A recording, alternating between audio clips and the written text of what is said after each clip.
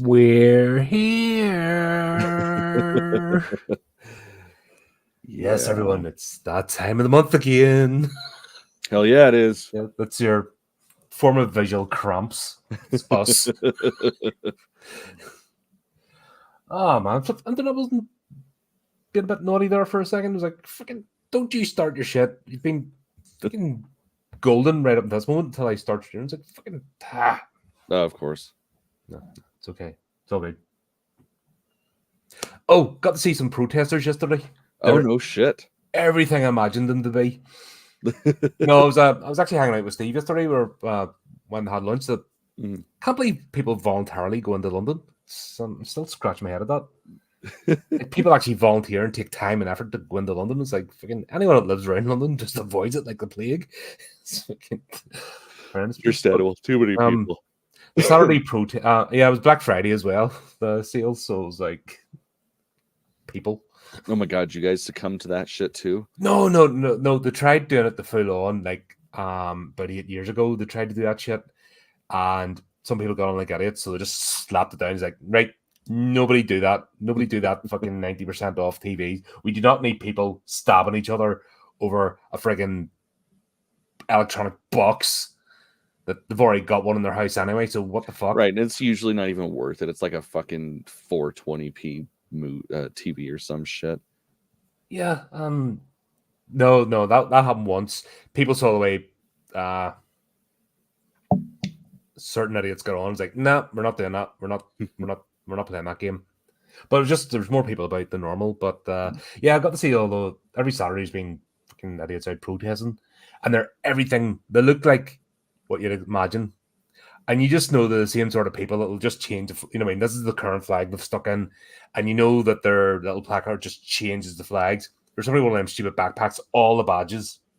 The friggin', you know, and you just know that one gets taken off and they put the next one on next week, and you're just like, do something constructive with your life, you fucking morons.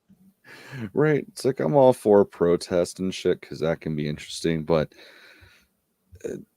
the stuff that actually is, you know, can be affected, like if it's something local or whatever, I can understand that, but yeah, the virtue signaling shit, it's come on, man. Like, just change your profile picture on the Facebooks and everybody will think the same of you. Oh god. And then you don't even have to leave the house. Haven't seen those badges, maybe because I've sort of blocked and deleted and got rid of most of them. But the virtue, you know, every month there was like a virtue signaling badge that would pop up and everyone like be keeping up with the same thing. Yeah. I'm like, nah, moron. Can't be arsed. Fucking get a life. Right. But yeah, apart from that, good day. Good pickup. See, and I peopled yesterday, and all I saw was fireworks and shit, so it was pretty sweet for me. There's been hasn't been as bad actually this November. Remember people go mad for Diwali over here, and it's only a whole month. But the fireworks haven't been as bad as the previous year, because last year they're absolutely freaking horrendous. Yeah. And I'm lucky, my birds are hard as nails and they don't give a shit. Oh, that's good. So once I get over the initial, like, dickheads at 3 o'clock in the morning, yeah, scares the crap out of them. And I just want to go into murderous rage. But they'll just look out the window and watch the fizz bangs. I'll have the window open, you know, the curtain's not drawn. And they'll just watch it and like, okay. But there you go. Fun times. How's your life going? It's going. Finally out of it's funny. So this industry that I'm in, like, it's, you know, I've been in for fucking basically 20 years, and every year it's like the week or two before Thanksgiving just dies. And this year, of course, was no different, but it's like every year I'm always like, this time I'm going to be prepared. It's not going to hit me that hard. And to be fair, it didn't, because I was prepared, but God, man, like, throw in sickness on top of that shit. I didn't do shit for almost 2 weeks. And then Black Friday comes, and then it's right back to business as usual. But yeah, that's pretty much been my life, is pulling out my hair thinking, fuck, how am I going to make ends meet? and then everything's fixed by the end of the week. Yeah, So it's been fun. Yeah, that joys of working for yourself and Yeah. there. Yeah, that's actually a funny way, or was it Black Friday? The term behind it is because of businesses. It's the first of the season when the books go from the red into the black. Mm-hmm. That's where it comes from, because most businesses, like especially in the hospitality industry, operate in a loss all year, and they make their entire profits like between November and December. Never knew It's a that. bit mad. But they have to, like, hotels and stuff have to like keep open and maintain a presence because they can't just close all year. Like the Halloween houses can just close all year and open once, Mm. which is a brilliant business. Imagine having a business where you just open like a couple of weeks in a year. You can still afford to have your like property and it all set up. Mm-hmm. That's cool. I wish there were more places that would do it year round, like at least on weekends. Like we've got one haunt out here that it's not quite to that extent. Like their main season is September to 1st of November, or first weekend of November at least. But they'll do like random shit throughout the year. So if there's like a Friday the 13th, they'll open up for that weekend. Mm-hmm. And then if there isn't a Friday the 13th, every May they'll open up for a weekend, the halfway to the Halloween shit. And every time it's fucking busy as hell. And it's like, man, why don't you guys just do this each weekend? Like people would show up. Then again, but if it's the same, you'd have to be changing displays all the time. Mm-hmm. Well, and they do that even throughout the season, like the one specifically I'm talking about. So Mm-hmm. it is something where they're constantly evolving, and it's this last season was pretty interesting because they're actually developing a through line story about the haunt itself being almost an entity, and it's pretty sweet. I met some of them guys, the performers, the Halloween Mm-hmm. Summer Festival. No, was it? There's two. Not the one that looks like a castle. The other one that's in the industrial complex. So Fear Factory. That's the Fear one I was Factory. talking about. Yeah. Yeah, the one they have the bus and all, and Mm-hmm. yeah, and usually if there's any sort of Halloween-esque or scary event, horror event, they're out there. Mm-hmm. Yeah, got talking to some of them guys, and yeah, they're pretty dope. I like those guys. I have to tell one off because he had one of them boxes, that jumped out, and he's actually touching someone with it accidentally. It jumps out and he touches someone, and they all freaked out. He's doing this, and like, man, just point it up in the air, point it away, and then he's all like sorrowful. But it's like, man, like, someone's going to, like, it's just part of the game. The minute you involve people with anything, you just roll the dice. Someone's going to overreact. You could say good morning to 100 people, and that one person will take offense at the way you say good morning. Yeah, of course. Because you've done it in the right tone, or you've looked at them for half a second too long or something. Right. That's fucking rolling dice at people. That's why I avoid them at all costs. Yeah. Outside of work, I do the same. I try to avoid the peoples. Yeah. So that's the worst thing about working, actually, because you're forced to engage with other humans. See, and you can't select them. You can't fucking just... Yeah, it's like 99% of the time I enjoy my interactions with people at work. Every now and then you'll get that one that it's just like, God, this is why I don't like the human race. Like, actually, this weekend, I had some kids steal some shit from the shop. Nothing major, but it's something that we use pretty often.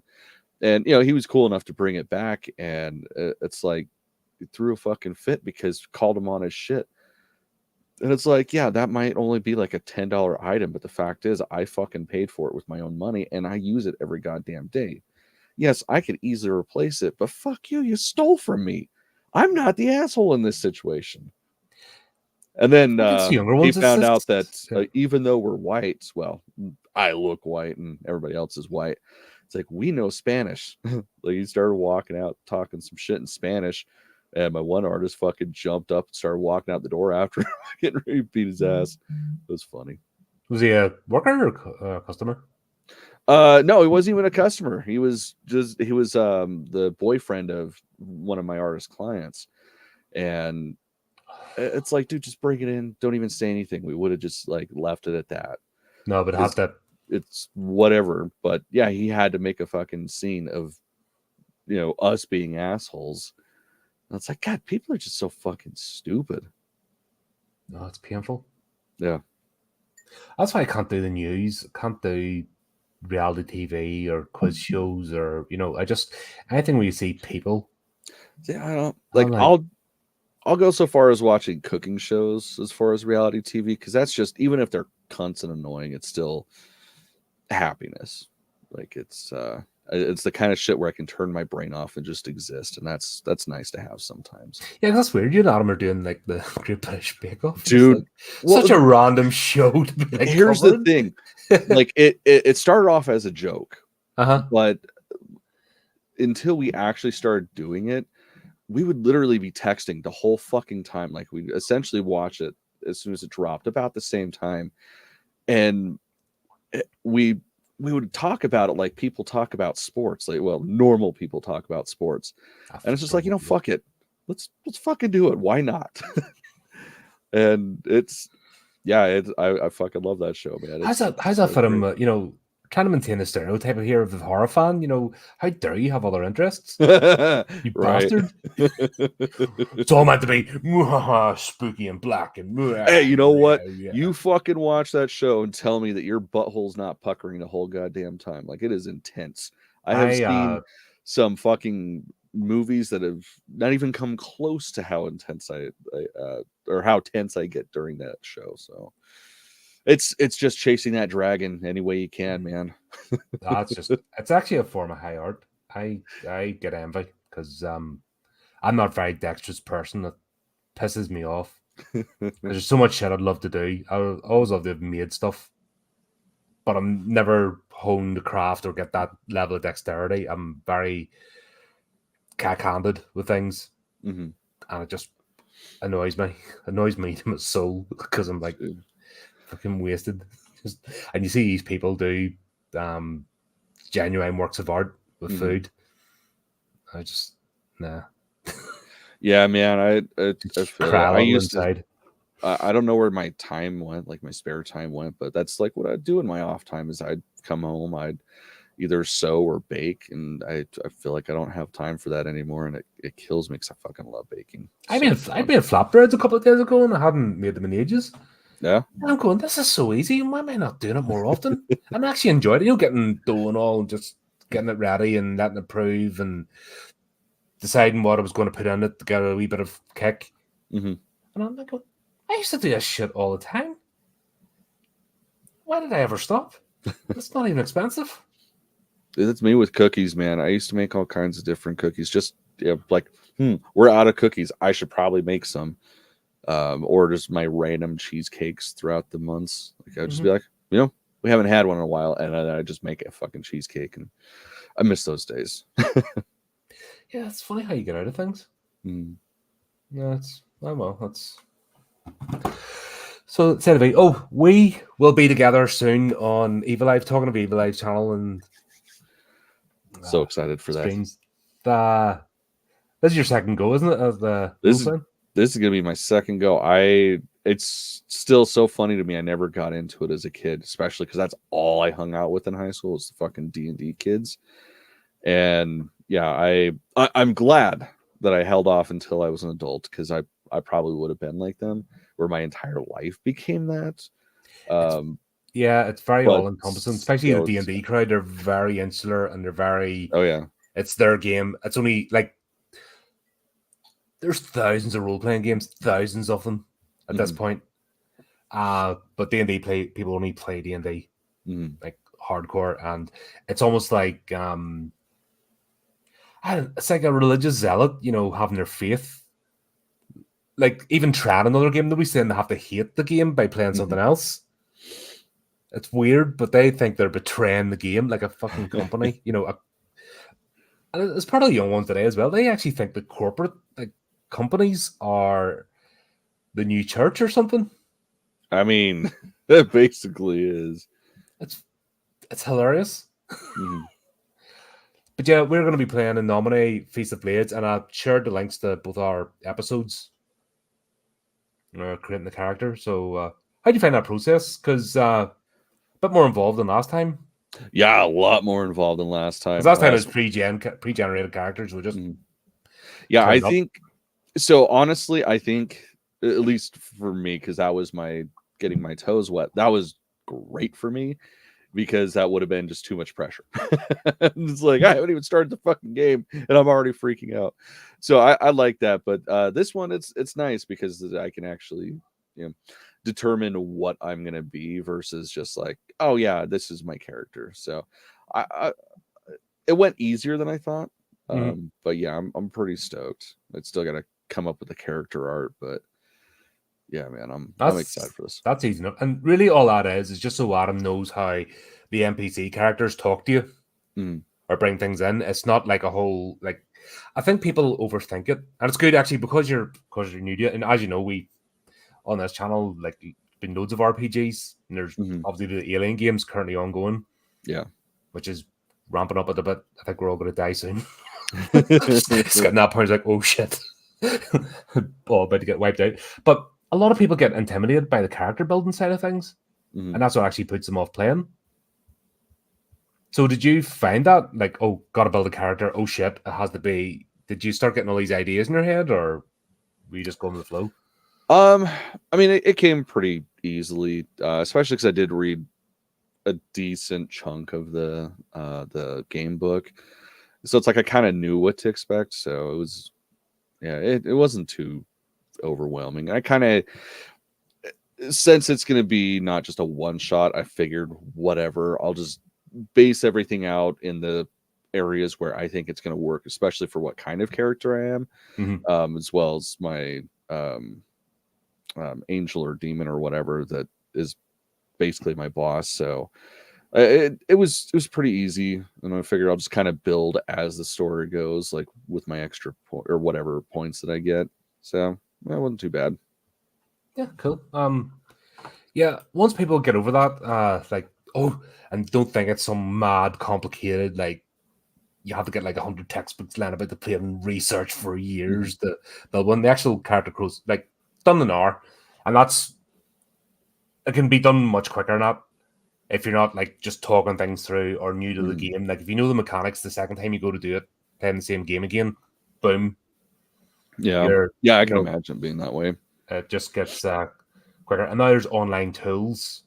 Like for Call of Cthulhu, there's a thing called Doll's House, and you can generate a character in 10 minutes.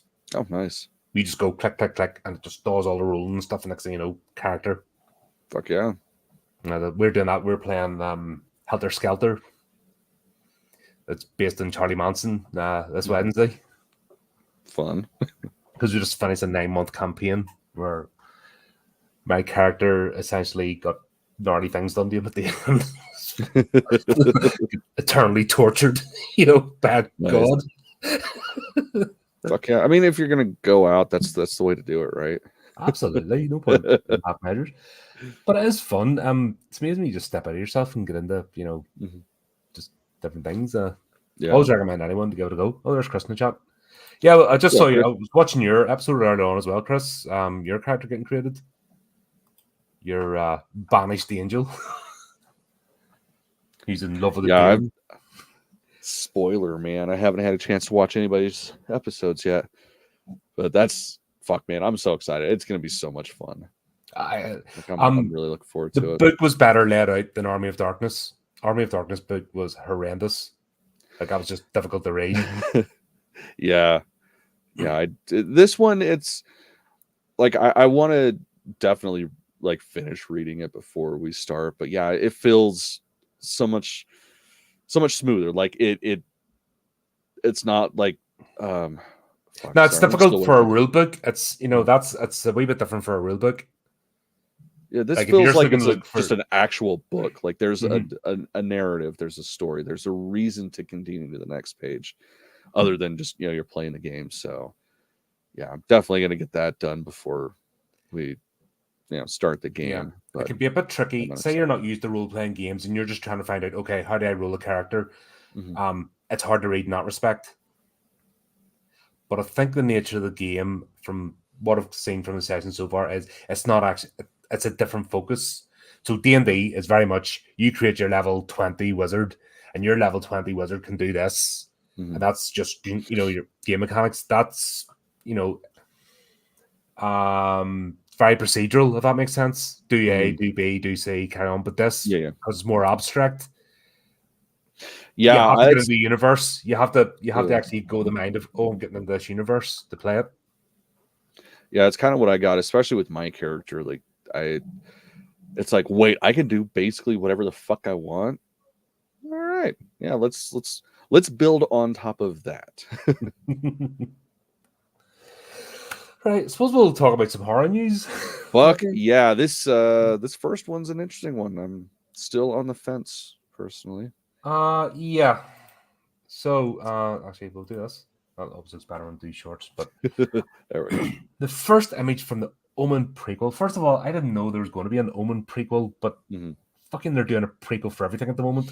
Yeah, it's pretty much like that's the fun thing is like with the writer strike and the actor strike. I feel like we're just gonna get regurgitated easy garbage.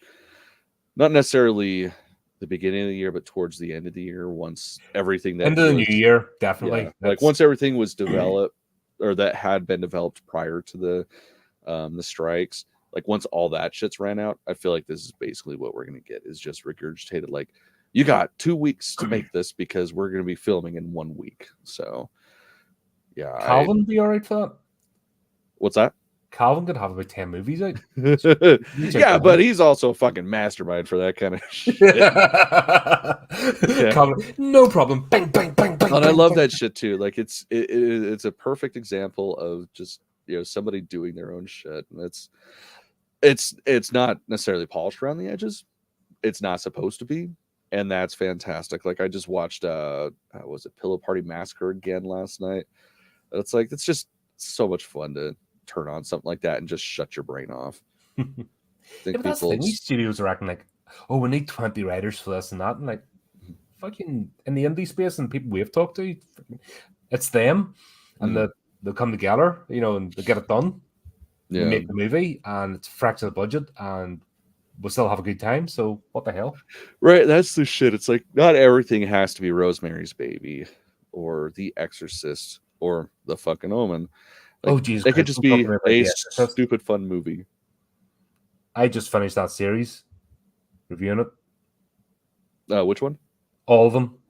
Oh, wait, which series though? Sorry, I didn't. The Exorcist series. So, yeah, 1, gotcha. 2, fucking part 3, the Heretic, 3, whatever it was called, 4, which was the remake of the fifth one. Mm-hmm. Fucking the beginning. Dude, that was the remake of Dominion, which they then released as a rough cut. Was fucking. That weird. was such a weird dynamic. Well, because the two different movies, like one was a theatrical movie, the other was a TV movie. So it's the same fucking thing, just within the confines of for the most part. How that, that was, man, that shit was so weird. Like I remember seeing the non-TV version in theaters, and then being all excited. Wait, there's another fucking Exorcist movie. I need to watch this. And then the whole time I'm watching, I'm like, what the fuck is that? Didn't I just watch this movie? Yeah, that was a weird choice on their behalf. Yeah, I've been through that. But looks like we're going to go through this as well because they can't leave the Omen. You'd think they would have learned because we did the remake. And dude, I fucking love that remake. I will still die on that hill that it is a fantastic movie. Fair enough. So let's have a look at this one anyway. So today, 20th Century Studios released the first look at the upcoming psychological thriller, The First Omen. That doesn't look like anything. That just looks like a piece of artwork. Yeah, it's like it's cool, but that's like half my Instagram feed. Yeah. Oh, and I just realized it's a monster face because of the lights. Oh, that's cute. Wah ha ha ha ha ha. Whatever. I'm gonna go see it, of course, because why wouldn't I go see it? But I don't really care, to be perfectly honest. It's like, why? Because they just need to make shit. I mean, they're doing it whatever. They're doing it with it. They're doing it with Pet Sematary. They're doing everything that's come before. They're just regurgitating. And this is even before the writers' site. They've been starting to do this. The normies are getting involved with horror. This is what I've been fucking warning about Yeah, but I mean that's Is always been a thing. Like there's always been high budget tentpole horror movies like since the creation of cinema. So it's not like it's something new. It's just it's a shame when that becomes all that we're getting is the the studio version of what a horror movie should be. Yeah, you know it's going to be dialed down. There's going to be no horror, probably no beheadings. Yeah, if there's not somebody getting their head chopped off or getting impaled with a steeple, like Then it's a little disappointing. is it even worth turning up? Right. Yeah, yeah.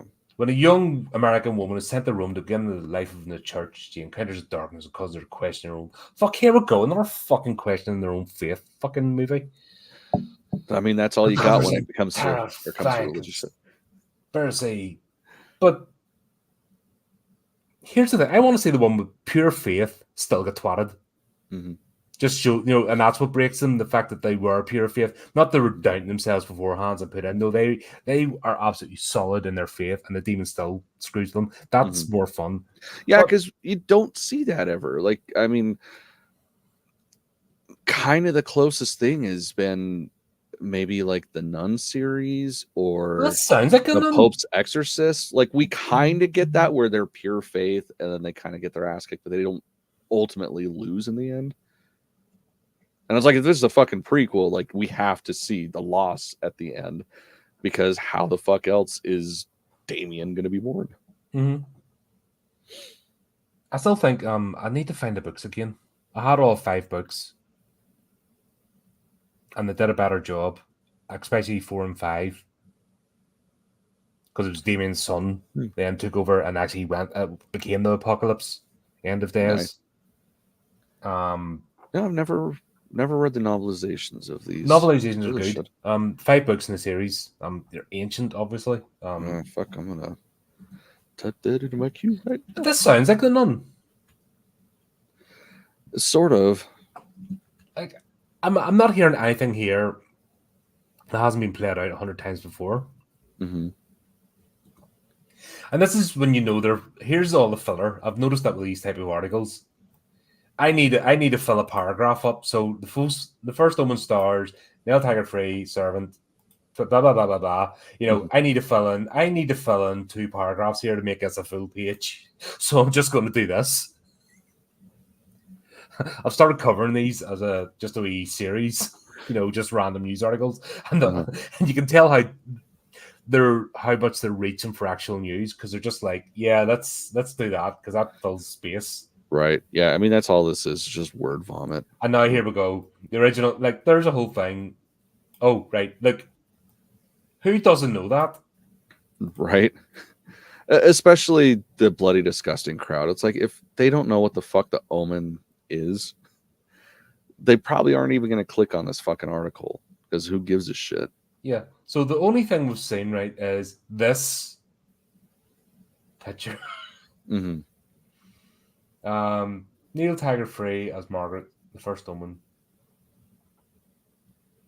Because of course it's 2023. She's going to be a girl this time, girl boss. They tried that with part 4 and it failed. I'll be honest. I don't really remember anything between the Final Conflict and Dominion. I'll have to go back through that. That's one of those series that it's like I had them all on VHS, and now I only have like the DVD of the first one. I think 2. I got the 3 because we, Stevie and I, we covered the Omen remake. I think we spent more time talking about the original, And maybe we should do those sometime. We'll get a because obviously when we finish, gives me an excuse to buy the Blu-rays, so I'm down. Yeah, and just it's like maybe the Alien franchise. Like, there's the first 3 movies, and then they didn't decide to make any more. It would be nice if they did, but they didn't. Yeah, probably because the third one wasn't great. Yeah, I try to ignore the Prometheus era. I still haven't seen that second one. Dude, I won't do it. Fucking bonkers. Like, just the format. Like, it's like at the end of the movie, there's a sex scene. because they were like, "Fuck, we need to add one in." Shit, it's the end of the movie. Let's just put it here, right in the middle of the conflict. That's so fucking weird. Man, I saw both of them in theaters, and I had a really good nap during Prometheus. And the second one, I was just confused as fuck. But like Prince of Darkness, Prometheus is a perfect example of smart dumb people. Whenever they start off the thing going, I've got a PhD in this, I've got 2 PhDs in this, but I've got 5 PhDs in that, and they all start that type of conversation, they're all morons and they're all going to die horribly. Yeah. And I feel like if Prometheus would have been half an hour shorter, probably would have been a little bit more palatable. Because the thing is, it was well written, it was beautifully shot, but at the end of the day, it was boring as fuck. And like that was the kind of movie meant for me, so it was quite disappointing. But so be it. But this wonderful piece of art is coming out on the 5th of April, 2024. Yeah, we'll see. It's coming out, and I thought it was going to be a TV show. What's that? I thought it was going to be a TV series. So what are they trying to do? They're just saying that the Omen has attempted to come back throughout history or something. Blah blah blah. I'm not excited. I'm kind of meh. Yeah, like I said, I mean, I'll definitely see it because why wouldn't I? But yeah. Well, there we go. So we're clearly all excited. Yeah, you can just tell by our faces, like we're just edge of our seats going, how would this ever possibly turn out? Right. Well, and it's like, I hope it turns out well. I'm not holding my breath that it's going to turn out well, but it would be nice. Yeah, and that's the thing. You can give the impression that we're like hoping things fail and stuff, but it's not. Just want to see some half decent movies and entertain ourselves for a while. Just sick and tired of lazy drivel. And if you do it, there's plenty of other franchises. Don't stay away from horror. We can make our own cheesy shit. Right. There's plenty of cheesy shit with people with the best of intentions of making it. And terrible movies. Do you think they've twigged on now? Oh, wait, hold on. Horror fans are very forgiving because they watch like tons of shit movies, so we can just do this. Fuck, I guess. But the problem is, like, the corporate lot is going to make it boring. At least cheesy bad movies. Like, how many times we laughed through a cheesy bad movie and had fun? But these fuckers are just, because they don't know fun of it, bites them in the arse. Right. They genuinely don't, though. They, they spend all their time posing and going to red carpet events and just being absolute boring bastards. And they're just not happy because they just don't know how to be. And that translates into their material because it's got worse. Yeah. But there is some positivity. We've got some good news. Yeah, at least this one's pretty exciting. Yeah, I do want to see this. Yeah, I mean, it's fucking Robert Eggers doing Nosferatu. Like, if we were talking about this like earlier this week or last week, I don't fucking remember. Time's stupid. But it's like if anybody was going to remake a admittedly pretty boring fucking movie and make it beautiful, it's him. Like, he's got such a beautiful sense of melancholy in his work that I feel like that's what this movie should be. So yeah, I'm pretty fucking stoked. Yeah, and we'll get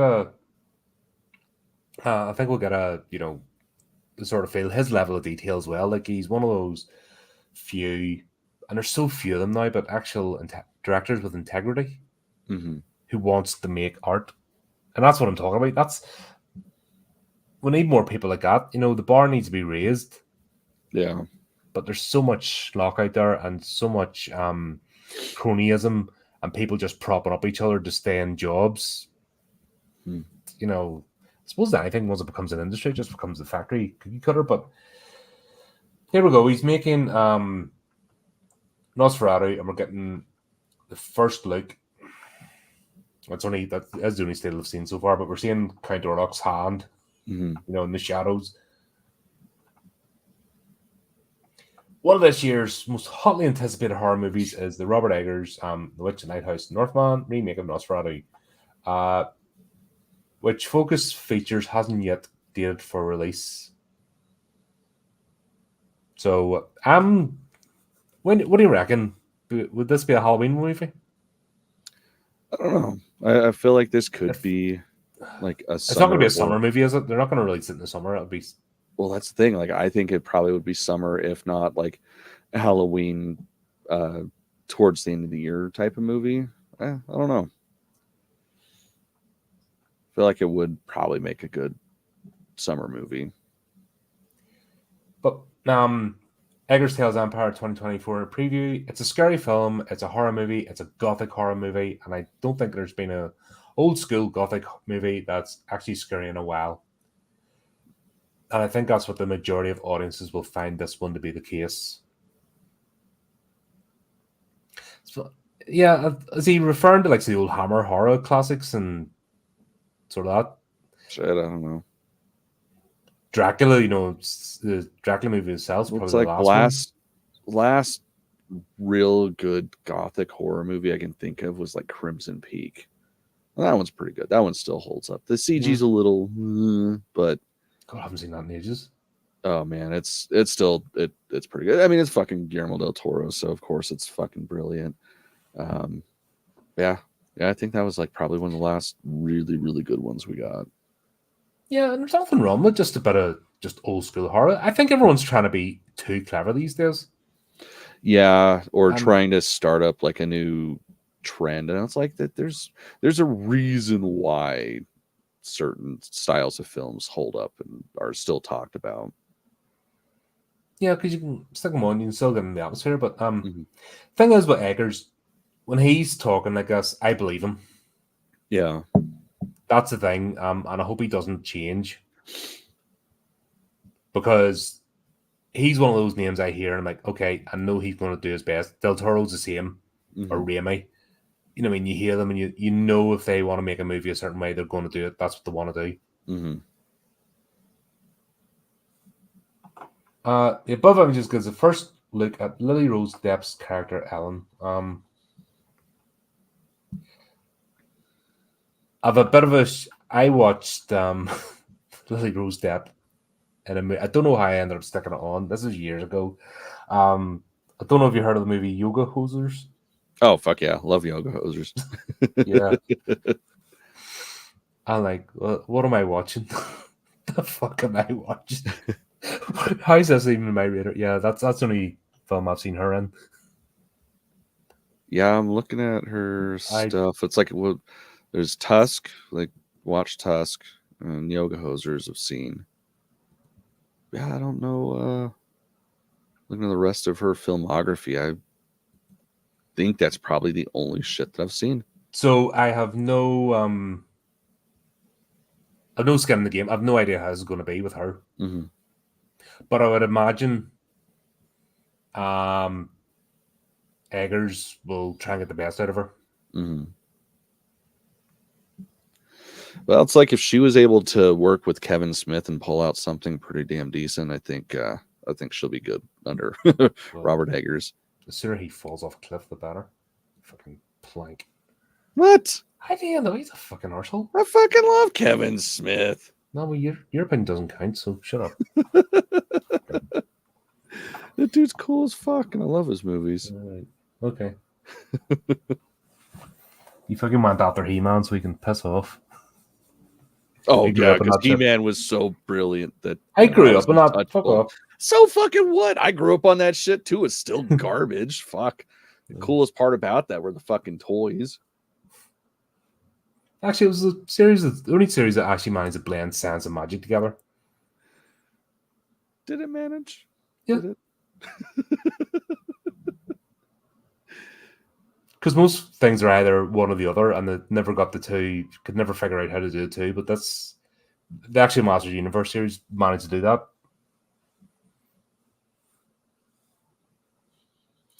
But anyway, you're wrong. I will definitely disagree with that, sir. So what they're saying is, as well, that Bill Skarsgård isn't really going to be front and center. even though he's playing Count Orlok. Well, it's like really, I mean, that kind of, well, like we didn't really get that much of Count Orlok in the first Nosferatu, so He didn't need much. Like we reviewed the original, and we enjoyed it. Mm-hmm. Yeah, I mean, it's well, there's a reason why it's still watched to this day, but yeah, it's like, I mean, that's rule number one when it comes to monsters. Like, they're way more scary when you don't see them constantly. But there's this thing with actors and their contracts and stuff. Like, look at the superhero stuff. They had built into their contracts that their faces had to be shown every fucking so many seconds during each frame. So that's why they had to have stupid CGI masks that flipped on and off like a fucking really bugged the shit out of me. And I'm like, what the hell are they doing that for? And then you realize because their actors are afraid that they'd be forgotten about if their faces weren't shown for like more than 2 minutes. Right. And they went to their agent. And it's this weird culture. Like I said, these people are morons. And once again, it's like Bill Skarsgård. He's like one of the few actors, I think, with integrity. He just wants to do the stuff. Like, he has done varied roles. And sure, Barbarian, that was a fantastic twist. Everyone was expecting him to be the lead. Yeah. Throughout that whole movie. And he's happy enough, you know, he played his part, happy enough to step aside when he stepped aside. And he'll still be remembered. And I don't think a lot of people hated that movie, and I really enjoyed it. That was like proper twisted. What was there to hate about it? Well, because the ending didn't make sense. It's like, fuck you. The ending was the ending that movie needed. What didn't make sense? I don't fucking know. You know what I mean? It was a tragic tale. Like, there was a tragic tale of, you know, sadness throughout that, and wasn't going to end well for anybody. Because of it, the girl lived, you know, the mutated, what life was she going to have? You know, there's no, you know what I mean? There's no happy ending. That's fucking horror, funny enough. Right. But that's just childish, you know, it's very infantile if everyone was skip off into the sunset happily. It's like, yeah, we'll do that with your fairy tales. Stop making them miserable. Right. If you'd stop making your fucking fairy tales and your happy clappy stories miserable and fucking pointless, then horror would be what it is. Fucking morons. But yeah, this will be. I'm looking forward to this. I wonder if did it say if he's going to shoot it in black and white? Oh, I doubt it. There's no way in hell that a major studio is going to allow that shit to happen. Like, I don't know. Who was releasing this again? Is it Universal? Is it Universal? Oh, okay, no. Yeah. Sorry, I wasn't. I was like, if it's A24, yeah, I could see it being. Focus Feet. I don't know. Is that the distribution company? Focus Features. It's like I could see A24 letting it be black and white. I mean, it wouldn't even be the first one they've done. But I don't think A24 could do this movie. Really? Yeah, because it couldn't just stick to the original tale. It'd have to be, you know, A24 goes a bit too cerebral. So it'd have to have all this weird stuff thrown in and ideas taken away from just the main plot. They can't help themselves. It's just, which is good. You know what I mean? If that's what you're looking for. It's already going to be a different dynamic because this is going to be a movie with sound. Like, there's going to be actual dialogue, not just miming words and then a title card saying what they said. So, like, it's already going to be a different dynamic anyways. So I don't really see the issue with adding a little bit of pizzazz to it. So I don't know. I'd like to see that. A24 style though. It's good for A24. I don't think it would fit with us. You know, it would be too much away. I'm trying to find out. Sorry, just looking at, while we're talking here, I'm just looking at it doesn't tell you who the studio was.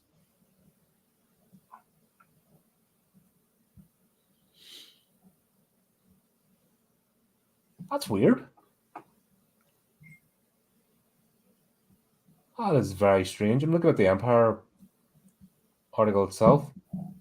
They're just talking about it coming out, but they're not saying who the studio was. So, well, I guess we'll find out. Doesn't matter anyway, because if they've let eggers be eggers, it'll be good. Yeah. And if they don't stick their beaks in, I think it's just Focus Features is the company. oh, is it so not an independent? Uh-uh. They're a small studio. I haven't heard of Focus Features. You have. It's just not like a huge name. Like they did Eternal Sunshine of the Spotless Mind. So like that kind of stuff. That could work, you know, because the problem with the big studio is everything's done by committee. So I think a smaller studio suits Eggers better because they let him just have more creative control. And you don't need a massive budget for this movie. No. Like, it doesn't need, you know what I mean? It's not heavily laden special effects. It's a gothic horror. It's all about atmosphere and acting and the mood. So that doesn't take money. That takes imagination. Yeah. Anyway. Well, imagination and a good location. Yeah, so talking of bad imagination and bad location, shall we dive into this remake? Yeah, we're about an hour in. It's about time we talk about it. No, fuck so. Here we go.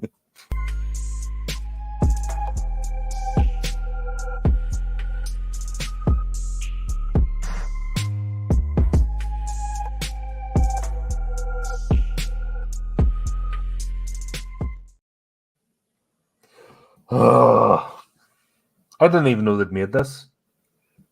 That's funny as shit. I didn't even know they'd made this. Oh, why? Leave things alone, you bastards.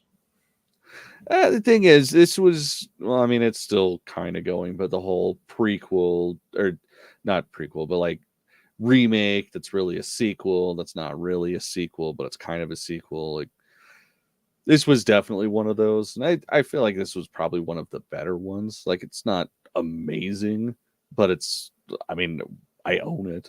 I've watched it multiple times. You so owning a movie and watching something doesn't really count, though. Fair. When you think about it. That's true. There's only been like 3 movies I've ever actually like straight up thrown out. And this was not one of them. Yeah. Yeah, so they remade the Poltergeist movie in 2015 because that needed to happen.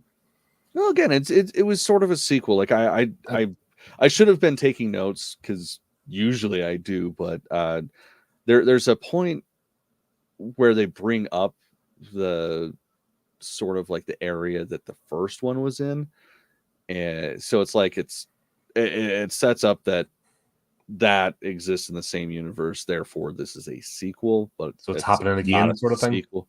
Yeah. So it's a sequel without it being a sequel, essentially. All right. Okay. Fun times. Yeah, I just could not gel with these characters. Just no sympathy for them. They just struggle through this, to be honest. I think it's just because you're a grumpy old man. You don't like to be happy. You don't like fun. Yeah, that's it. That's me. Yeah. Okay. Right. Dead on. That'd be my guess. I mean, I'm a grumpy old man too, but I try to be happy about stuff. Just because I'm further along the lines, that was right, okay. Probably, I think so. Yeah, I'm a couple of years away from like full on just fuck everything. I'm creeping up that next fucking level of don't care anymore. I'm seeing it getting closer, and I'm like, oh shit. But yeah, the thing I loved about the original one, and we'll obviously talk about it, was the fact that there was good spirits, family unity, there was banter, they were still able to be, like, the oldest girl was still able to be spunky, but wasn't an absolute dick. Mm-hmm. And this trend of the dysfunctional family fairly holding together, it's just shit to watch. The thing is, though, like, for me, I find it more believable. I mean, that probably says a lot more about me and my childhood than anything else. But like with the first one, yeah, we got that that beautiful dynamic where everybody's cool, and we get that even like the behind the scenes, like the peek behind the curtain of, you know, our introduction to the family moving into the house, and then the parents are alone because everybody else is in bed, and they just revert back to almost teenagers where they're being all flirtatious and smoking weed and just like showing a realer side of the reality of parents. Like they're people too. Whereas with a lot of movies, especially of that era, specifically like Amblin and stuff, like the parents are strictly just parents. There's no personality outside of that. So we definitely don't get that dynamic with this, but it's a dynamic still that is, you know, again, for me, it's believable. Yeah, it's just like, I think I went not too everybody far. gets along. The parents, they're in love, they love each other, but there's still just that strain because of, you know, him losing his job and him wanting her to be a stay-at-home mom, but an author or whatever. So it's very different than the original, but I feel like that works for the kind of family dynamic that they were trying to go for. I think what it is, this might have been like the beginning of doing this, but now that's every, you know, families are battle zones according to the movies now. Like everyone hates each other just about barely tolerating. It's fucking weird. And it's like, I mean, again, I believe it's kind of always been my experience with family units. I suppose I'm a type because I don't get too involved like extended family and stuff. I just withdraw and don't bother. Oh well, that's me now. Yeah, that's me now, definitely. But it's almost like, why? It's just so much like there's enough misery in the real world. That's what I mean. You need to. Where's the escapism? I mean, this definitely works for escapism. I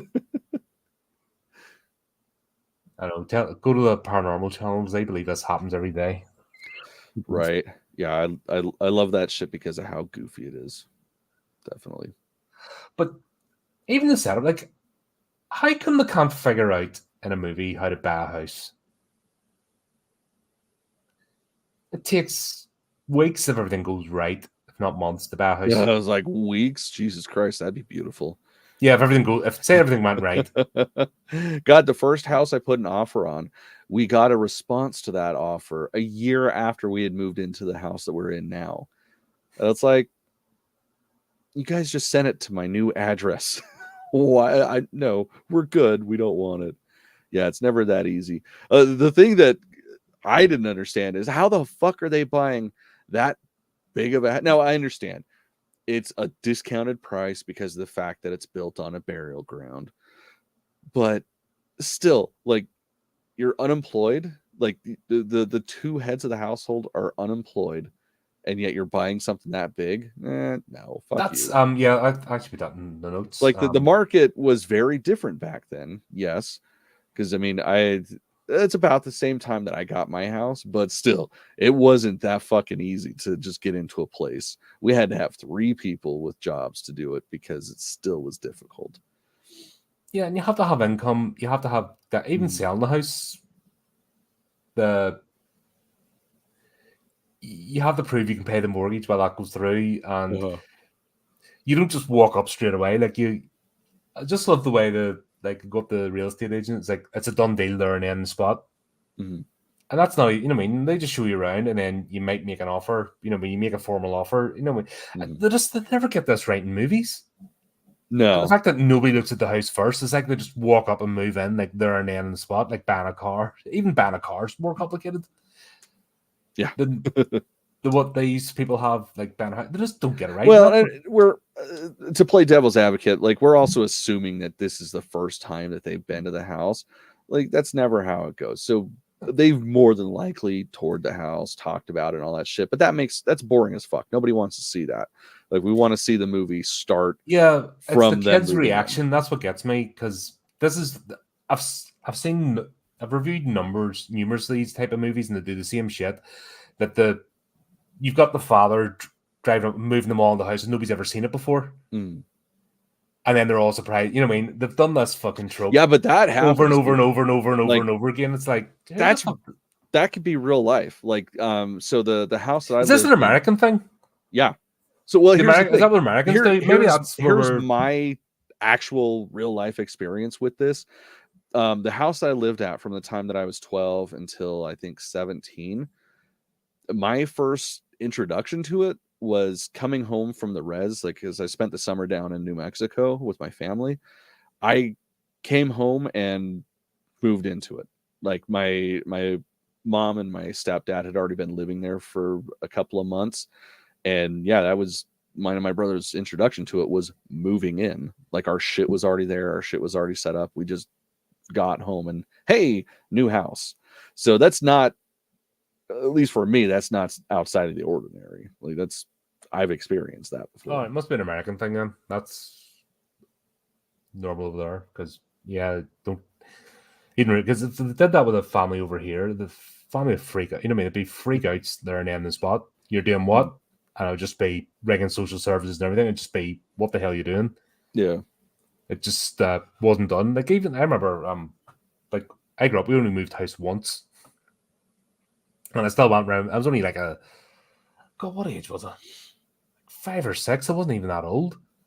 But my mum and my dad still took us around where the places we were looking at. Just to, you know, what do you think of this one? What do you think of that? Now, did I have this sway and decision? No, but I was included, if that makes sense. Yeah. Because what they don't, I don't know, last thing you want is like everyone just falling apart. Why are we living here? You know. Yeah, it's like that's probably going to happen at some point anyways. Yeah. Especially you got little kids, man. Like, yeah, we were not even teenagers when we moved in, my brother and I, so it happens. It must be. I just, like I said, it's like nobody's ever seen this particular house before, and it's just weird. Like I said, I've seen this hundreds of times in like movies, and you're like, fuck's sake. But yeah, they're slumming it. Like, oh, we're on our luck, so we'll move in this 4-bedroom house with a garage, pool, and garden. Well, I mean, that's reality. To be fair, it was. I don't remember them saying that. I remember. You mentioned the pool. I remember it being one of the guests when they had people over for dinner talking shit on the area, and it's like, bitch, the fuck are you doing in this house? Now, unfortunately, I've had that same experience where, you know, have guests over and they start talking shit on your home as they're sitting in your home and enjoying. They don't remain guests very much longer. Yeah, I've done that. I remember being the date and brought her back, and the first thing she did was come into my place like, "Oh, this place needs a woman's touch." I was like, "I'm ringing you a taxi. You're fucking straight out again. Get the fuck." Well, didn't get past the living room. It's like, this night is now over. The fun part for me when that happened to me is it's like I just wanted to shoot right back with, "Oh, cool. Well, why don't you invite me over to your home that you own?" "Oh, you don't own a home? You're renting?" That's right. It's like the audacity of people. It's like, "Oh, cool. Your house is bigger. Well, guess what? I own mine. You're just fucking renting yours." Yeah, cocksucker. I don't get I don't stay friends with people like that anyway. I knew them in school and stuff. And there's always remember this fucking dipshit in particular. Tommy Two Shits always had to be, you know, better than everybody and would try to get you into conversations with I'm better than you. It's like, get the fuck. You're another broken home kid that's fucking full of angst and anger, and you're a dipshit. You're not telling me anything. Funny enough, there's people that would get on like that, and they're no longer here, and I am. Right. So I win. Yeah. Because fuck them. Who's turned out better? Do you know what I mean? Yeah. I'm still here, you know what I mean? By choice. I win. Fuckers. No, I don't get that. But yeah, this whole thing of, oh, they've moved. If they moved into the project or something, I would get it. But they're not. Yeah, this is definitely no Cabrini Green.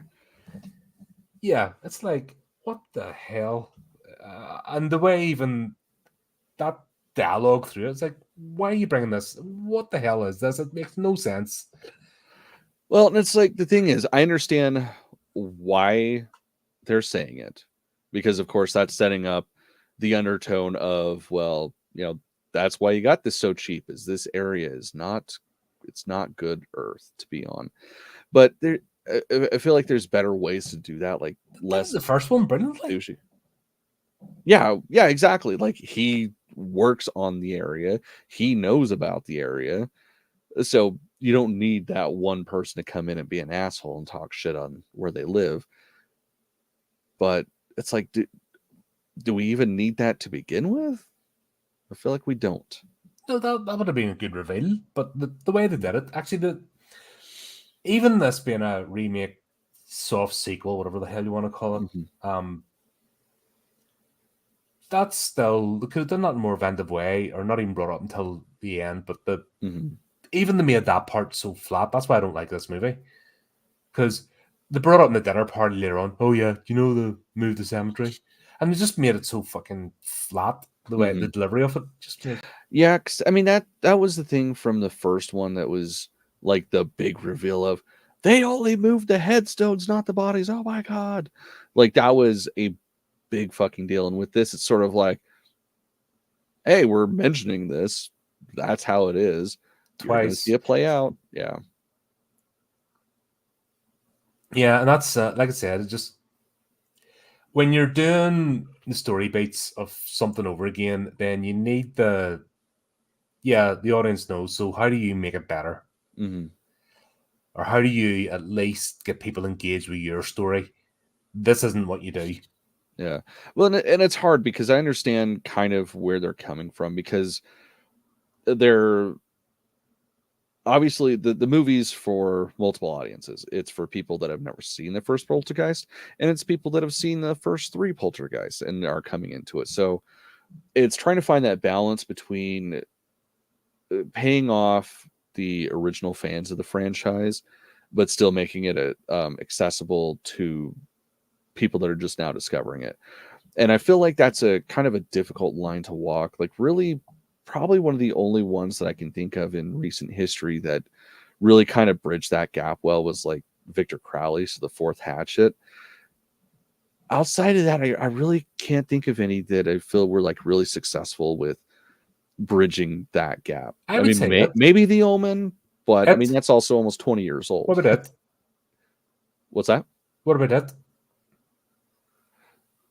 That's true. But see, like even with that, those are 2 completely different things. Like you get the mini series, it's a snapshot in time of that era of cinema, which it wasn't even really cinema, it was TV, and then the movies. But even with the movies, like I loved them, I did. But there's such a huge disconnect between the first like part or chapter 1 and then chapter 2. Very different movies, very different feel. Well, the first one stayed close to the book because that's the way the book started. See, that's the funny thing. Sort of coming back. The second one was actually closer to the book than the first one, but the first one feels like the book. Like the second one opens. No, but the story beat was what's his face coming back, and they were covering the new set of murders, and then they went sort of back in their memories to uncover the what was actually happening. Then obviously people getting called back. So that was the second one. That was the second movie. No, the first one actually started off back in time. The remake with Belle Skarsgård, they started off back in time. Yeah, well, that's what I'm saying. Like, so but the book the second and one, the original miniseries starts off in the future with the adult characters, and then the sort of drift back. I could have swore it started. No, because it was. I did a deep dive. It's on the channel. Fucking. You should watch some of these episodes. I just barely. You should watch this. Mate, you should watch this channel. Honestly, it's quite decent. I do some research. I did a whole deep dive into the book, the miniseries, and the thing, and I did it by myself because no fucker would come on with me. So okay, you say this shit, but you do all the fun episodes without me. That's because you're never here. Doing these. Like, these are fun, but the movies fucking suck mostly. Like, you're doing the Lord of the fucking Rings without me. Like, if there was ever a franchise that I should be talking about, it should be that. Or like Killer Clowns from Outer Space. You did that shit without me, and that's one of my all-time favorite movies. Like, blame Chris for that one. And blame Dale, because Dale wanted to start with the Peter Jackson series, and of course we're going to get there. Yeah, but without me. Oh,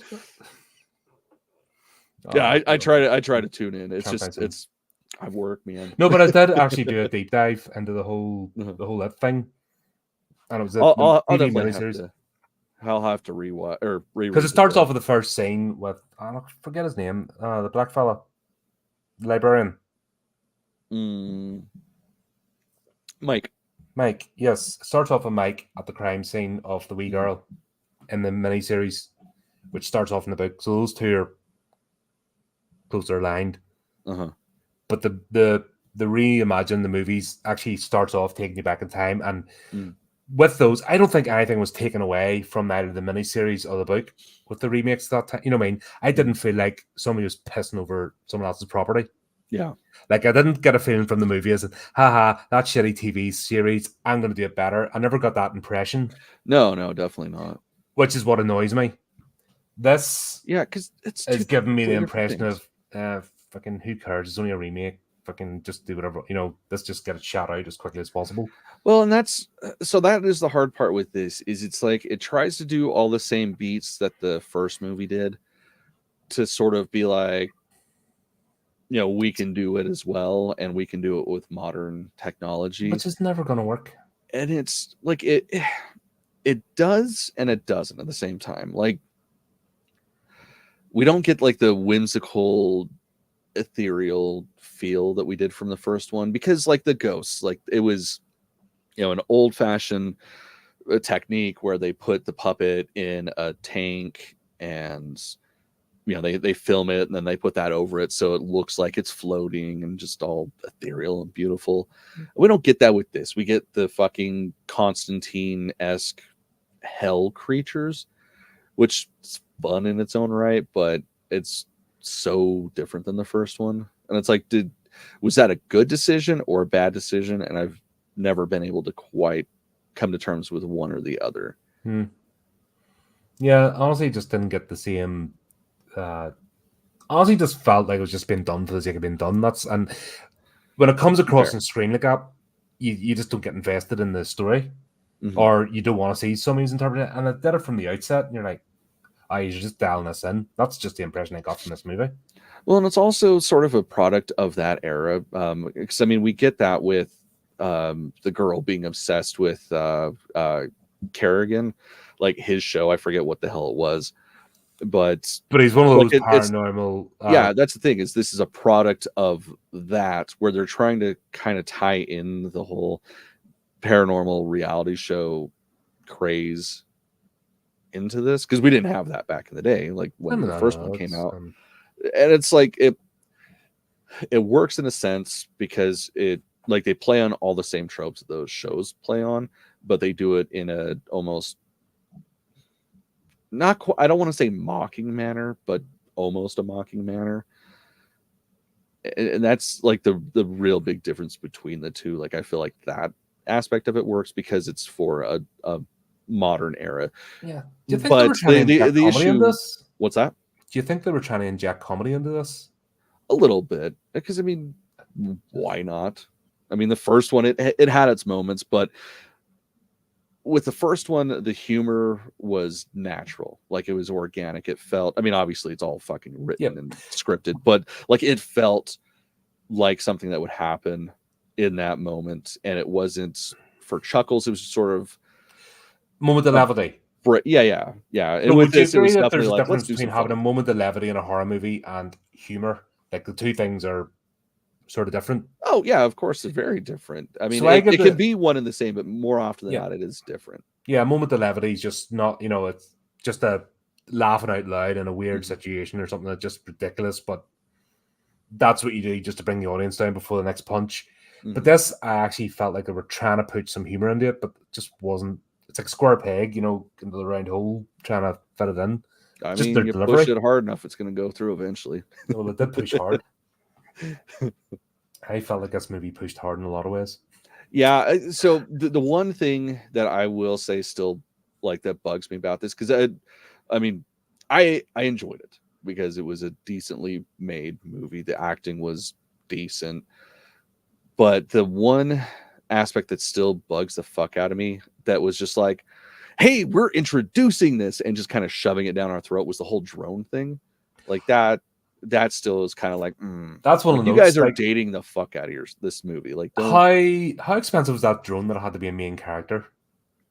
Like, Well, was that a lot of the budget? I guess. Well, I mean, especially at this point in time, because I mean, now any asshole can buy one for like $40 and it's halfway Mhm. decent. But I mean, this is almost 10 years ago, so I mean, technology was a little bit different. But yeah, it's like there was so much emphasis on that for so little payoff, and it wasn't really necessary. Like we could have just got like the POV of somebody walking through all of that shit. Mhm. But yeah, whatever, it is what it is. Do you think this would have worked better if it wasn't Poltergeist?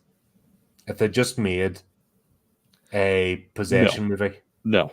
Um, especially like, so if they did the exact same movie but titled it differently, no, I don't think it would have worked, because of the fact that it's similar enough to the original film that people would have called bullshit on it. So if they would have released it under any other title, it wouldn't have worked. Oh, especially with like all the little Easter eggs, like them nodding to Toby Hooper. Like there's streets, there's signs, there's shit like that that mention him. And yeah, if that would have happened under a different title, I think there would have been riots in the streets. Yeah, it's weird. I think it's the delivery for me, as opposed to the idea. Like the delivery just seemed flat. Well, again, And it's a product of its era, and this was more so meant for a different generation. It's sort of like the Force Awakens, where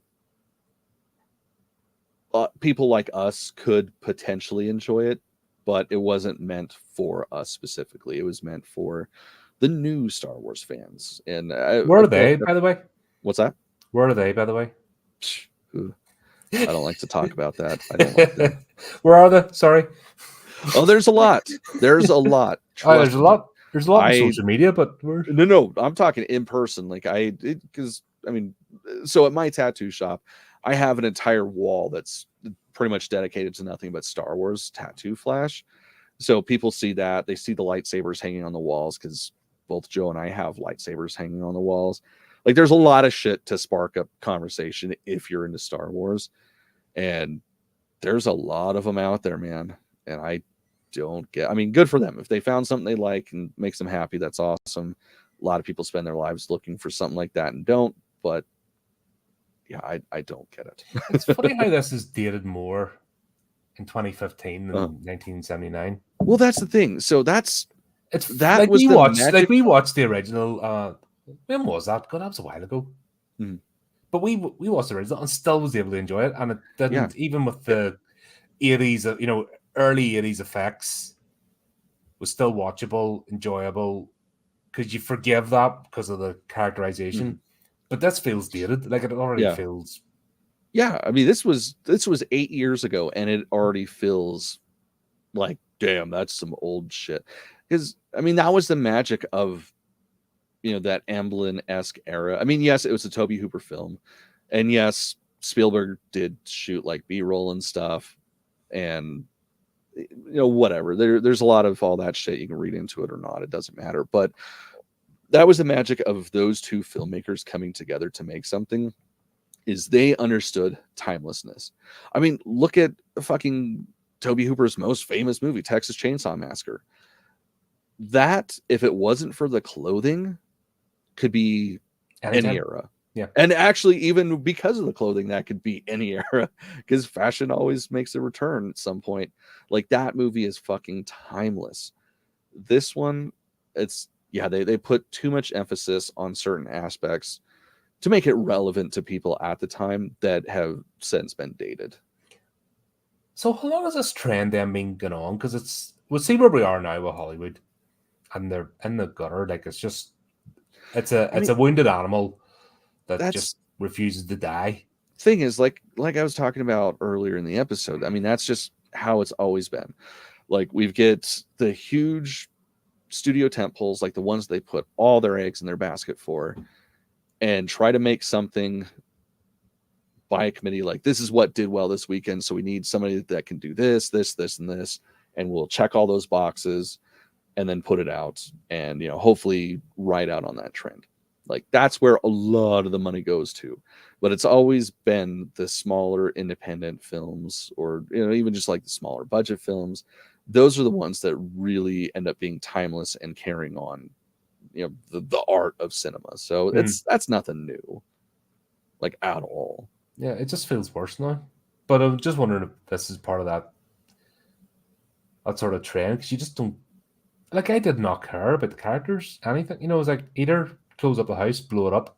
Okay, at least the movie. That's just the way I felt with it, and I think it's all just down to delivery, and like you can just sense there's an attitude of we don't really give a shit. We're just pushing this out here.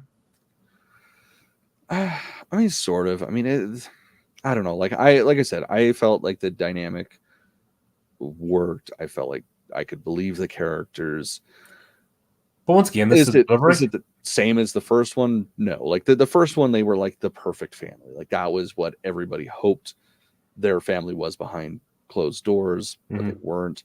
This one, it's a little bit more relevant to I guess I don't want to say traditional family, but a more realistic version of a family. Yeah, I suppose, but I think they've taken that trend in particular. Maybe that's why I find it egregious, because they've taken that right to the nth, as in how dare you be in a family sort of thing now. And it's weird. But anyway, yeah, Corrigan was an interesting don't imagine him breathing. He was an interesting insert. Yeah. Well, I mean, I'm still trying to figure him out as a character.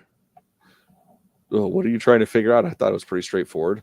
They couldn't have the lady from the first one. Oh yeah, but like, so they had to get somebody. Does he believe it, or is he telling it? You know what I mean? I dug him. Him and fucking what's her face. The doctor had the shit pulled. Where is it? God damn it! Just had everything pulled up. Oh, so Dr. Brooks. Like I liked their dynamic. I thought it was pretty funny. Was it necessary? No. Like it didn't really build anything to it was the a whole story, side plot, and it felt like filler. I was like, why are we getting a love story between these two, even though they're divorced, rekindling their relationship, whatever? How the hell do you need that side plot? Yeah, well, and that's the kind of thing, like if you're going to introduce that should have been brought in much sooner into the film. Like you have two different films going on. So you have the family's shit, and then you have the doctor and the psychic shit. And then when that shit merges together, it makes more sense. There can be a lot more subtext, like, maybe they look at each other a certain way and you understand it. You don't have to spell it out. And with this, they did kind of spell it out. I don't know. I that's actually the term I'm looking for. They've spelled out everything in this movie. There's no subtext whatsoever. I think that's what's annoying me. Well, that is definitely a fucking current problem, and it only gets worse as time goes on, because like that's the magic of movies, that's the magic of books, is you putting your own shit into it. Like that's why not seeing the monster constantly is so fucking scary. Like those monsters are so much worse because you're imagining what they're doing just off a screen. Now they want you to understand the monster. Yeah, and now have sympathy with the monster. And well, I mean, that's because the monster's killing you. That's a good monster, though. Like that's just like a good bad guy. Like they have, if you can believe that they believe what they're doing is right, so much more effective than just a Snidely Whiplash character twirling his mustache. Oh yeah, but they don't write them that way because they can't write. Yeah, that's the problem with self-inserts.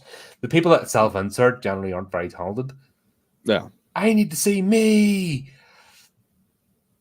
Well, and I mean, that's just, unfortunately, that's something with... Did you see that thing with the new Spider-Man game? No, The fucking writer of the game inserted herself as MJ. So it's her face on MJ, and MJ has like side missions. Huh. Interesting. Like, and then she's getting pissed off because people are calling her out because she's self-inserted. And like, I haven't done that. And fucking everyone holds up the two pictures. You're like, really? And now there's whole MJ missions. You're like, yeah, I think you have. I have not. That's fucking stupid. And it's like beating you over the head. You know what I mean? It's fucking... Yeah, man, I hate that shit. And that's... So has this been the start? Do you think this is around about the time this fucking weird trend started? Yeah, I mean, it definitely was. Because, like, this was when, like, right before you had to start checking the boxes in order to make a production, like this kind of person has to be in it, this kind of person has to be in it, over like it's the personality over substance. And that's one of the biggest problems with the Hollywood machine at this point. Like, the thing is, totally understand, inclusion, certain people getting a chance that wouldn't have otherwise. I get that. I understand that. But when it's fucking lazy in most cases, where there's somebody who's clearly better suited for the job, but because of the fact that they are not the box that you're trying to check, you go with somebody that doesn't know what the fuck they're doing. And it's disappointing, because it's actually hurting the cause more than it's helping the cause in most cases. Yeah, funny enough, I've been saying this for ages. Like, you're actually having the opposite effect, because you're being dicks. Yeah, exactly. Doesn't matter what your cause is. If you're a dickhead, you've lost your argument, because you fucking wind people up. Well, guess what? I'm not going to support you. Yep. And I always thought horror had done a pretty decent job of fucking staying away from all that shit. Well, again, like, it's horror has, studio systems never have. And when it's a major studio that's doing something, regardless of the genre, they're going to have the same leanings that they're going to have regardless of the film. So that's just something we have to deal with major releases. So it is what it is. Yeah. Would this have been better? Hear me out in this. So they tell the story of Poltergeist, but rather than from the family moving into the house, they've already done that. But let's do it from the perspective of the likes of Corrigan, and that, where they're getting called in. I would tell that whole story, and then they go to the Poltergeist house and did it that way. Would this have given us maybe? They were definitely the more interesting characters. The family were wooden planks. They were just not. I did not have any sympathy or liking towards them, just the way they were delivered. Well, if they had started off with Corrigan doing a show, and I had it done with the doctor, getting called into the house, and maybe changed the ends that it came from that angle, and they were doing the research rather than this just. I think, like, personally, I would have dug that, but I almost wonder if they couldn't, because, like, you got to figure this is 2015. The Conjuring started in 2013. So if they had gone that route, it would have possibly have been people thinking that it was a Conjuring ripoff, but also a Poltergeist ripoff. So it's like, I almost wonder what that would be like. And honestly, I love the idea of that, because I love that actor. Like, that dude is fucking great. I'll tell you what The Conjuring did really well is the Amityville story. No, but the Amityville story, right? So they were able to bring in the Amityville story, but they did it from the Warrens' perspective, coming from the outside in.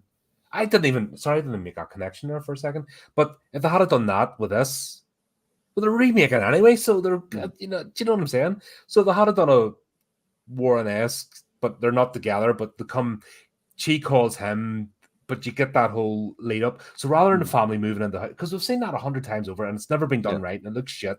So there's 10 minutes of the movie of them moving in the house that we don't need to see. But we see Corrigan doing his thing with the Dr. What's-Her-Face doing her thing, and then her getting called to the house before ringing him, and then they bring up the fact they've been together and better banter over the phone before we even get to the Poltergeist. So we don't need to see half that shit before I've seen it. Yeah, no, that's 20-30 minutes of the movie. Yeah. And that would have been vibrant. I would have enjoyed that. Likes of when the Warrens in The Conjuring, where she it's Conjuring 2, wasn't it? She does the seance. Yeah, she's been around the Amityville house. Yeah. As he's because those events are unfolding. Yeah. Yes. Yeah. But she's psychically linked to the spirit, which is showing her all this. And you're getting the same thing played out, but from a different perspective. And it actually brought I'm like, Amityville, I'll have to watch that again. It was brilliant, and they're doing this. We're seeing, and that gave the whole thing a fresh turn. If they had done that with us, I think it would have been a completely different movie. Yeah, absolutely. Much better. Because ultimately, their characters were far more interesting than everybody else. So yeah, it would have. I think that it probably would have done way better. Well, that's hard because again, if it was like that, there's part of me that thinks that people would have just bitched because it's a Conjuring ripoff. But at the same time, it's like, or on the other hand, it could have been vastly different. Like people accepted it more because The Conjuring, that was one of those movies that it shouldn't have done as well as it did. But it, it became a franchise. I mean, I've loved them from the first one, but I said I just love the character. I didn't really know much about the Warrens in real life because it never came across as silent bond. I was not interested in that, but the characterization of the Warrens and that was just what made it for me. Mm-hmm. And that's I said, back to all special effects of the day, characterizations. That's what holds you on. That's what makes you latch on the characters. That what makes you root for them. This I just didn't like. It was sort of the last third of the movie because it was ramping up. It sort of got a bit interesting, but you'd already slogged through part of this that I was already like, no, is it over yet? Oh shit, I picked this one. Fucking crap. But this one did all right. Actually, it cost $14 million more than the original, yet looks cheaper. Mm-hmm. And it only brought in 26.3 million. So it still made a profit. It made a decent profit. But it still made less than the original when it came out. Well, in this, I think that's probably the studio's fault because I honestly don't even remember this coming out. I didn't see it until it was on VOD. Oh, and you're slagging me off for... Well, I mean, I don't. You were making fun of me for saying I don't even remember this, and you're like, I did. No. The thing is, I don't remember seeing a single fucking advertisement for it when it came out because this is something I would have seen in theaters. Mm-hmm. Period. And a lot of people did. I'm like, yeah. What's that? Apparently, a lot of people did see it in theaters. Yeah, and even that, it made 94 million or something. Like it made just under 100 million. It's done better as a remake, and the movies are doing now. 3 times the budget. There's movies being made now for like 300, 400 million. They're only making like 40 million in the box office. Right. So even this one did decent. That surprised me. Actually, I was expecting it to be a complete flop, but it actually held its own in terms of there being an interest for it and people actually going out to see it, despite there not being very much in the way of advertising. Yeah, it's a strange one. It's I'm having trouble wrapping my head around it.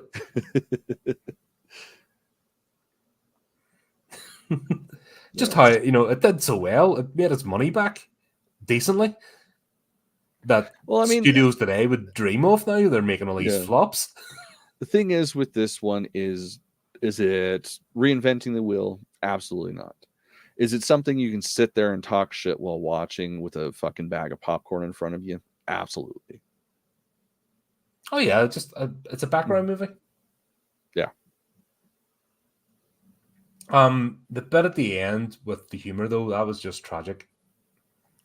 Because now they're trying to make it a comedy, and with the family, like this family is just not endearing. Just the characters didn't come forward. Well, so you know what that reminds me of? Like that's 80s sitcom style humor, where if this was a sitcom, there would have been a laugh track and then the title card. And it didn't fit the forced humor of the rest of the movie. So it's like, why would you do that? That was wholly unnecessary. Yeah, but yeah, that would have done. Yeah, I think this movie just tripped itself up. It wasn't even budgetary or effect or anything. I think it was the delivery and dialogue was what tripped this movie up. This, honestly, it feels like a product of too many cooks in the kitchen.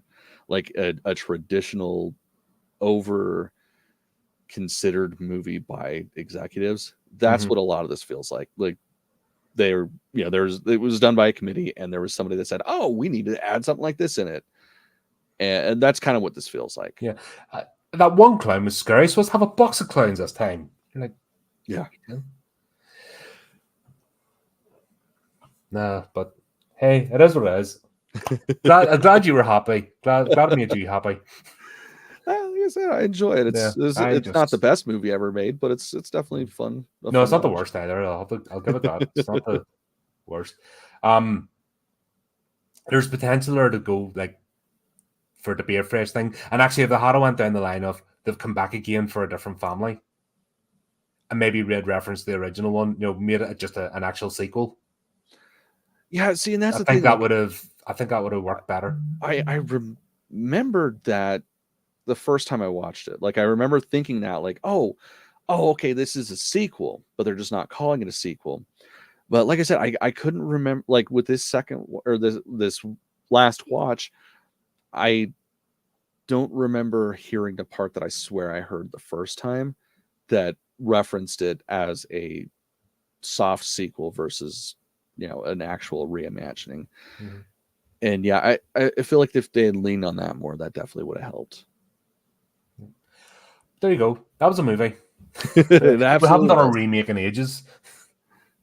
And we need to talk better at the end about what we're doing in the future. Stop getting you so upset. Get you a box of tissues sent over. Hey, man. Here. It happens. Need to keep rack on, you know what I mean? The machine keeps turning. There you go, folks. Hope you enjoyed that one. Oh, yeah. We didn't fight as much as I thought we were going to, but yeah, no, that was a pretty mellow discussion. That was surprised. That was okay. That was just a minor disagreement, but good enough of that. We'll not fall out over it. Right. But there you go, folks. Until next time, keep up to date with the channel, do the typey clicky things. Until next time, keep it creepy. Keep it horrific.